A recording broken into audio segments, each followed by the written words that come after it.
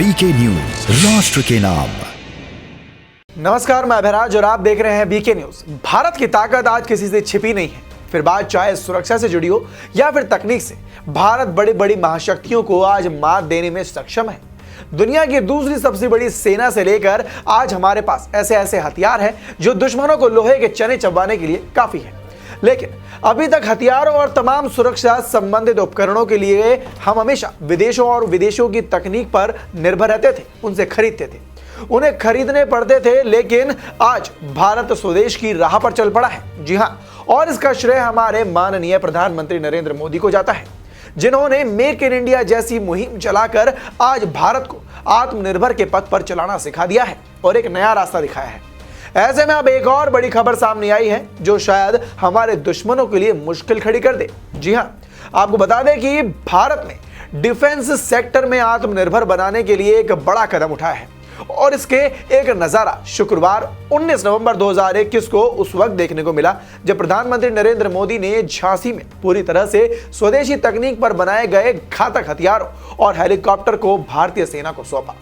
इस दौरान पीएम नरेंद्र मोदी ने कहा कि बुंदेलखंड डिफेंस कॉरिडोर का सारथी बनेगा। पीएम मोदी ने हिंदुस्तान के एरोनॉटिक्स लिमिटेड की ओर से बनाए गए तमाम उपकरणों और साथ ही निर्मित लाइट कॉम्बैट हेलीकॉप्टर और डीआरडीओ की ओर से डिजाइन किए गए एवं भारत इलेक्ट्रॉनिक लिमिटेड की ओर से बनाए गए इलेक्ट्रॉनिक वॉरफेयर सूट सेना को सौंपे।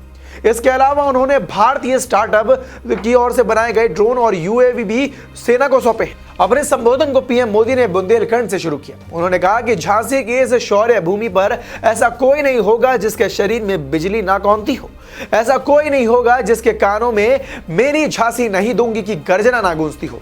आज शौर्य और वीरता की परिकाष्ठा झांसी की रानी लक्ष्मीबाई का जन्मदिन है और आज इसी धरती पर एक नया सशक्त और साथ ही सामर्थ्यशील भारत आकार लेगा। पीएम मोदी ने आगे यह भी कहा कि मैं झांसी की रानी लक्ष्मीबाई की जन्मभूमि वाराणसी का प्रतिनिधित्व करता हूं। मैं धरती से झांसी के एक और सपूत मेजर ध्यानचंद को नमन करता हूं। और साथ ही प्रधानमंत्री नरेंद्र मोदी ने बताया कि अब से झांसी में एंटी टैंक मिसाइल के साथ ही उपकरण बनेंगे और इससे देश की सीमाओं को और भी ज्यादा मजबूती रखने में मदद मिलेगी। भारत में निर्मित लाइट कॉम्बैट हेलीकॉप्टर, ड्रोन्स और इलेक्ट्रॉनिक वॉरफेयर सिस्टम भी सेना को समर्पित किया जाएगा। और आपको बता दें कि ये ऐसा हेलीकॉप्टर है जो करीब 16,500 फीट की ऊंचाई पर उड़ान भरेगा। और उन्होंने ये भी कहा कि पहले 65 से 70% हथियार हमें बाहर से खरीदने पड़ते थे, लेकिन अब 65% हथियार भारत में ही बनाए जा रहे हैं। इसके साथ ही 70 देशों को हथियार निर्यात भी किए जा रहे हैं।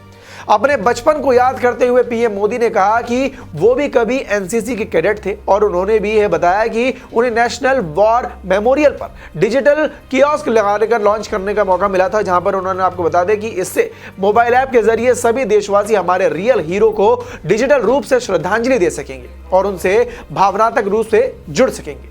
प्रधानमंत्री ने यह भी कहा कि भारत कभी भी कोई हार शौर्य या वीरता की वजह से नहीं हारा, बल्कि अगर रानी लक्ष्मीबाई के पास अंग्रेजों जैसा सामान या संसाधन होते तो शायद देश की आजादी का इतिहास ही आज कुछ और होता।